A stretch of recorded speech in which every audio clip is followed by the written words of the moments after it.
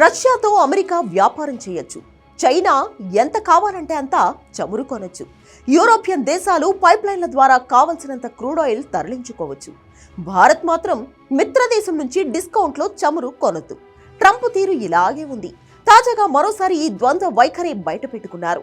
భారత్ను రష్యా చమురు కొనొద్దని బెదిరిస్తున్న ట్రంప్ యూరప్కు చమురు సరఫరా చేసే పైప్లైన్ను యుక్రెయిన్ పేల్చేయడంపై అగ్గి మీద గుగ్గిలమవుతున్నాడు. ఇంతకు రష్యా నుంచి చమురు కొనొద్దని భారత్ను టార్గెట్ చేస్తున్న ట్రంప్ పశ్చిమ దేశాలను మాత్రం ఎందుకు టచ్ చేయడం లేదు?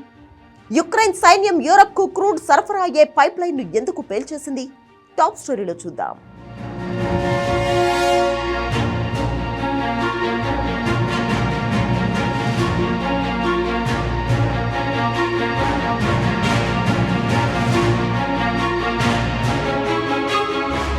ట్రంప్ పుతిన్ అలస్కా భేటీకి ముందు యుక్రెయిన్ సైన్యం రష్యాలోని డ్రుజ్బా ఆయిల్ పైప్ లైన్ ను డ్రోన్లతో దాడి చేసి ధ్వంసం చేసేసింది. దీనిపై డొనాల్డ్ ట్రంప్ సీరియస్ గా ఉన్నారు. పైప్ లైన్ పై దాడి తర్వాత హంగేరీ ప్రధాని విక్టర్ ఓర్బన్ లేఖ ద్వారా ట్రంప్ కు విషయం తెలిపారు. హంగేరీ, స్లోవేకియా, మధ్య యూరోప్లోని ఇతర దేశాలకు రష్యా చమురు సరఫరా చేసే రష్యాలోని డ్రుబ్జా పైప్ లైన్ పై బాంబు దాడితో చమురు సరఫరా నిలిచిపోయిందని తెలిపారు. హంగేరీ, స్లోవేకియాలకు ముడి చమురు దిగుమతికి ఇదొక్కటే మార్గం. పైగా యుద్ధంలో యుక్రెయిన్ కు హంగేరీ విద్యుత్, పెట్రోల్తో మద్దతిస్తోంది. ఇది తెలిసి కూడా యుక్రెయిన్ సైన్యం హంగేరీకి అత్యంత కీలకమైన పైప్ లైన్ ను పేల్చేసింది. ఇదే విషయాన్ని ట్రంప్ కు రాసిన లేఖలో ప్రస్తావించారు హంగేరీ ప్రధాని. దీనికి బదులిచ్చిన ట్రంప్ యుక్రెయిన్ పై ఆగ్రహం వ్యక్తం చేశారు.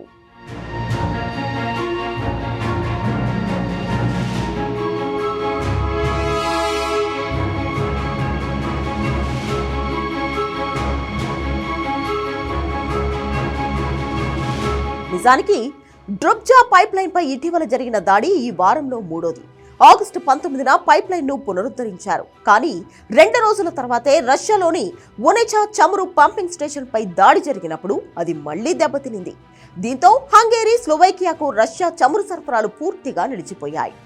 డ్రుబ్జా పైప్ లైన్ పై యుక్రెయిన్ దాడి చేయకుండా ఆపడానికి యూరోపియన్ యూనియన్ తగిన చర్యలు తీసుకోవాలని కోరుతూ హంగేరీ, స్లోవేకియా ఈయూకి లేఖ రాశాయి.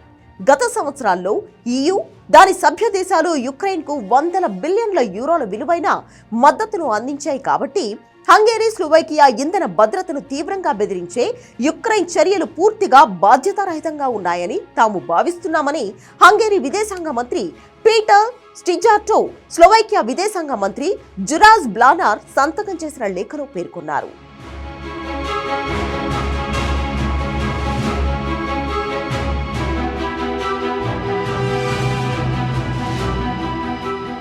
మరొక ట్వీట్లో పైప్ లైన్ పై దాడి వారి ఇంధన భద్రతపై స్పష్టమైన దాడి అని, హంగేరీని యుద్ధంలోకి లాగడానికి మరొక ప్రయత్నంగా హంగేరీ విదేశాంగ మంత్రి ఆరోపించారు. యుక్రెయిన్ ఈ దాడులను అధికారికంగా అంగీకరించినప్పటికీ దాడికి సంబంధించిన వీడియోను అన్మాన్ సిస్టమ్స్ ఫోర్సెస్ అధిపతి రాబర్ట్ బ్రోడీ టెలిగ్రామ్ లో పోస్ట్ చేశారు. ఈ మొత్తం వ్యవహారంలో అర్థం చేసుకోవాల్సింది ఏంటంటే, భారత జాతీయ ప్రయోజనాలతో ట్రంప్ కు పశ్చిమ దేశాలకు అవసరం లేదు. కేవలం తమ జాతీయ ప్రయోజనాలే వారికి ముఖ్యమని, రష్యా నుంచి చమురు దిగుమతులు పూర్తిగా దేశ జాతీయ ప్రయోజనాల కోసమేనని మోడీ సర్కార్ కొన్ని వందల సార్లు చెప్పినా ట్రంప్ చెవికెక్కించుకోవడం లేదు. కానీ హంగేరీ, స్లోవేకియాలకు రష్యా నుంచి చమురు ఆగిపోతే మాత్రం యుక్రెయిన్ పై మండిపడుతున్నారు. ఇది అమెరికా, పశ్చిమ దేశాల అసలు రంగు. అయితే ఇందులో మరో కోణం కూడా ఉంది. అందుకే రష్యా నుంచి చమురు కొనుగోలు విషయంలో వెనక్కి తగ్గేది లేదని భారత్ తేల్చి చెబుతోంది.